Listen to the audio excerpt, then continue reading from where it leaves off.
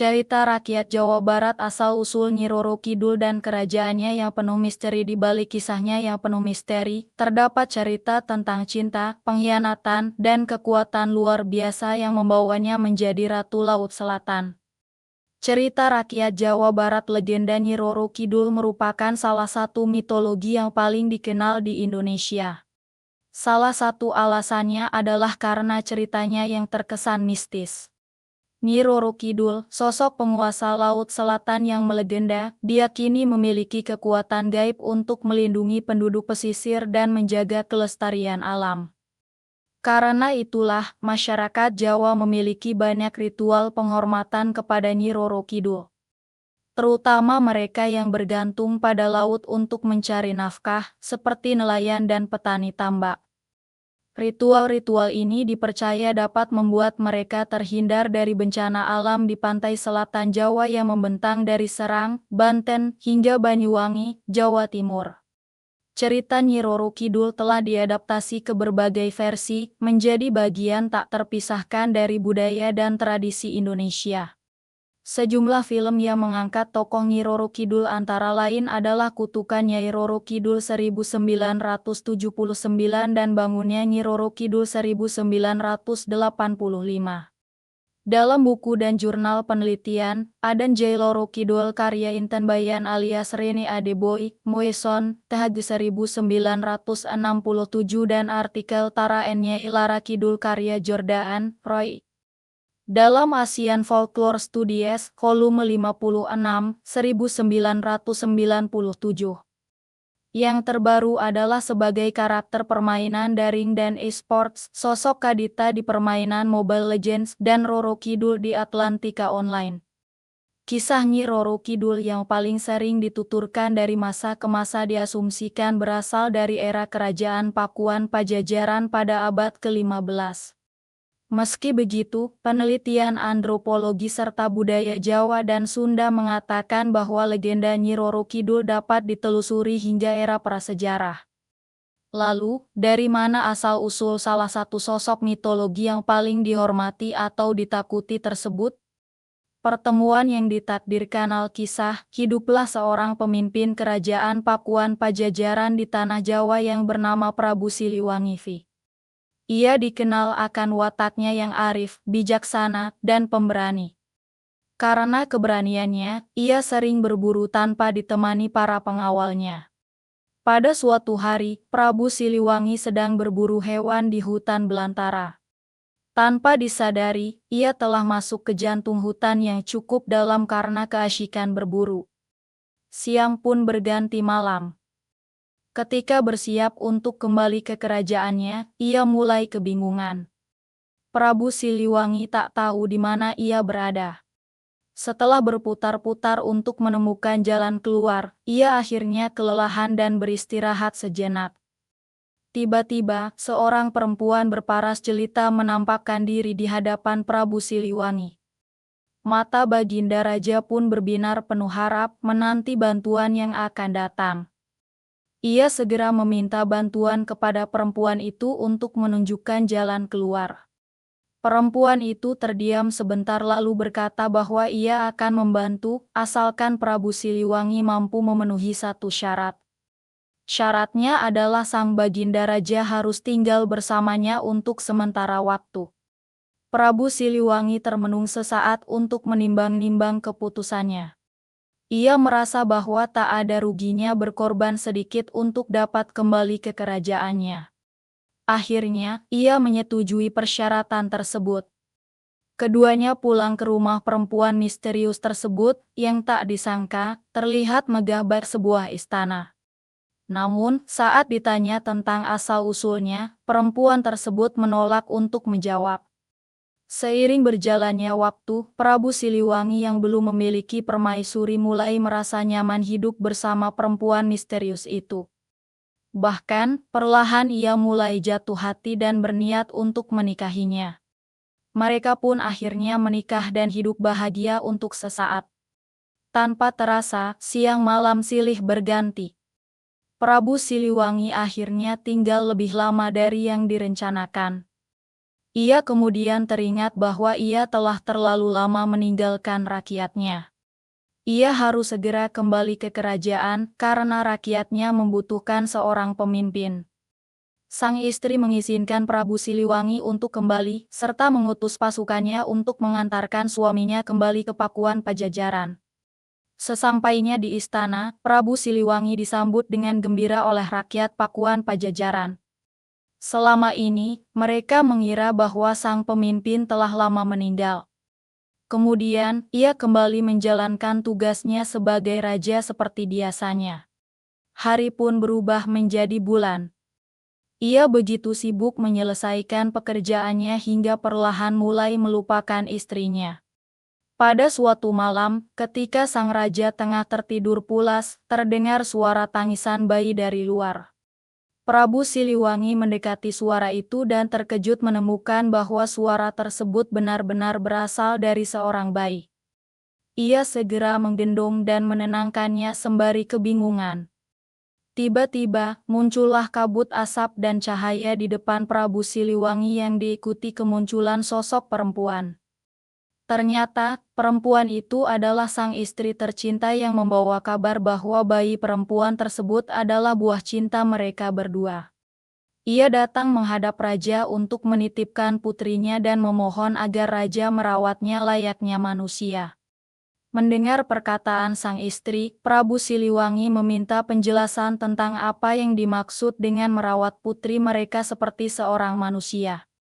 Istrinya akhirnya menjelaskan bahwa dirinya adalah seorang siluman dan ratu penguasa hutan. Sang istri berharap agar Prabu Siliwangi dapat membesarkan anak mereka, menjaganya, dan memberikan segala yang terbaik baginya. Belum sempat bertanya banyak, sosok sang istri lenyap di telan malam. Prabu Siliwangi membawa bayi tersebut ke dalam istana dan menamainya Putri Kadita. Ia berjanji akan merawatnya sebaik mungkin. Putri Kadita tumbuh sebagai gadis yang berbudi baik. Beberapa kali, kecantikan Putri Kadita mengingatkannya pada sang istri yang ia biasa sebut Kinasih, yang berarti kesayangan. Tak jarang, Baginda Raja mengembara ke hutan untuk mencari istana tempat ia pernah bermukim. Namun, berujung sia-sia. Seiring bertambahnya usia, Prabu Siliwangi mulai khawatir karena tidak memiliki permaisuri dan anak laki-laki untuk meneruskan tahtanya. Meski begitu mencintai Putri Kadita, rakyat Pakuan Pajajaran tidak ingin dipimpin oleh seorang perempuan. Babak baru Pakuan Pajajaran Prabu Siliwangi lalu meminta izin kepada Putri Kadita untuk menikah lagi dengan harapan memiliki keturunan lelaki. Calon permaisurinya adalah seorang putri bangsawan bernama Dewi Mutiara. Pucuk dicinta, ulam pun tiba. Beberapa bulan setelah menikah, Dewi Mutiara akhirnya mengandung seorang bayi laki-laki. Prabu Siliwangi, Dewi Mutiara, dan Putri Kadita hidup harmonis sebagai sebuah keluarga. Namun, semasa kehamilannya, Dewi Mutiara mulai menunjukkan perubahan sifat. Ia berubah menjadi ratu yang pemarah dan egois. Ia juga memiliki sejumlah permintaan yang harus dituruti oleh Prabu Siliwangi demi kelancaran kehamilannya. Awalnya, permintaan Dewi Mutiara tak lebih dari sekadar makanan mewah. Tetapi semakin hari, permintaannya semakin aneh. Salah satunya adalah meminta agar Putri Kadita keluar dari istana Pakuan Pajajaran.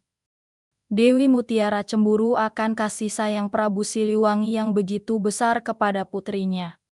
Ia tak ingin kasih sayang sang raja terbagi untuknya dan anak lelakinya kelak. Mendengar permintaan istrinya, Prabu Siliwangi pun marah besar. Tentu saja hal itu tidak pernah terbesit di pikirannya. Terlebih lagi, karena ibu kandung dari Putri Kadita telah menitipkannya kepada Prabu Siliwangi. Tak berhasil, Dewi Mutiara mencari cara lain untuk menyingkirkan Putri Kadita.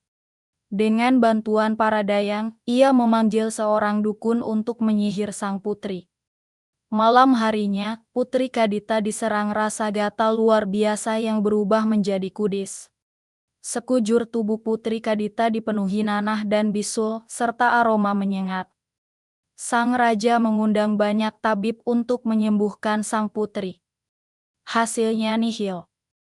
Kesempatan ini kemudian digunakan oleh Dewi Mutiara untuk mengasingkan Putri Kadita. Dewi Mutiara berkata bahwa jika dibiarkan, penyakit Putri Kadita akan menyebar ke seluruh kerajaan dan menjadi wabah yang sulit ditanggulangi. Merasa permintaan sang istri masuk akal, dengan berat hati Prabu Siliwangi mengasingkan Putri Kadita. Penguasa Laut Selatan Putri Kadita yang putus asa pun akhirnya meninggalkan istana dan pergi tanpa arah ke dalam hutan belantara. Akhirnya, ia menemukan tempat untuk beristirahat dan bertapa, yaitu Gunung Kombang. Saat sedang bersemedi, ia mendengar sebuah bisikan. Suara yang mengaku sebagai ibunya itu menyuruh Putri Kadita pergi ke arah selatan Pakuan Pajajaran untuk mendapatkan kesembuhan. Ketika ditanya kenapa sang ibu tidak menunjukkan diri, suara itu memintanya untuk percaya saja dan akan ada saatnya bagi mereka untuk bertemu. Meski tak sepenuhnya yakin, Putri Kadita memilih untuk mengikuti petuah tersebut. Setelah berhari-hari berjalan dan mengembara, akhirnya ia tiba di pesisir pantai selatan. Sesampainya di sana, ia kembali mendengar bisikan gaib dari sang ibu yang menyuruhnya untuk menceburkan diri ke dalam laut yang berombak ganas dan menyatu dengan alam. Meski ketakutan, ia tetap berharap untuk bisa sembuh dari penyakit yang dideritanya. Putri Kadita pun menyelam dan membenamkan dirinya di dalam lautan. Seketika, seluruh kudis dan nanah pada tubuhnya hilang. Selain itu, ia juga mendapatkan kesaktian luar biasa yang memberinya kendali atas Laut Selatan. Merasa berutang budi, Putri Kadita akhirnya memutuskan untuk menetap dan membangun kerajaan di bawah laut. Perlahan, Putri Kadita mengumpulkan ribuan pasukan. Pengikut setianya tidak didapatkan dengan sembarangan. Konon, banyak pangeran muda yang ingin mempersunting Putri Kadita. Tetapi, ia memberi syarat kepada para kandidat untuk bertarung melawannya terlebih dahulu di tengah gelombang laut pantai selatan. Tentu saja, tak ada satupun pangeran yang mampu mengalahkan kesaktian sang putri. Para pangeran dan pasukannya yang takluk dalam pertarungan itu kemudian diangkat menjadi pengawal Putri Kadita. Selain itu, Nyi Roro Kidul juga berjasa besar membantu penduduk sekitar dalam hal kelautan sehingga dapat hidup sejahtera. Begitu juga dengan melindungi mereka dari bencana. Berkat jasa-jasa dan kesaktiannya, ia begitu dihormati oleh penduduk sekitar. Inilah asal-usul gelar Kanjeng Ratu Nyi Roro Kidul atau penguasa pantai selatan yang disematkan padanya. Dalam tradisi Jawa, gelar Nyi atau Nyai, Kanjeng, dan Gusti lazim digunakan untuk menyebut orang yang dihormati dan memiliki peran penting sebagai simbol kesantunan. Moral cerita-cerita rakyat Jawa Barat legenda Nyi Roro Kidul kaya akan pesan moral yang dapat dijadikan pedoman hidup. Salah satu pesan penting yang dapat dipelajari adalah tentang pentingnya untuk selalu mengutamakan kebaikan, bahkan ketika dihadapkan dengan perlakuan yang tidak adil.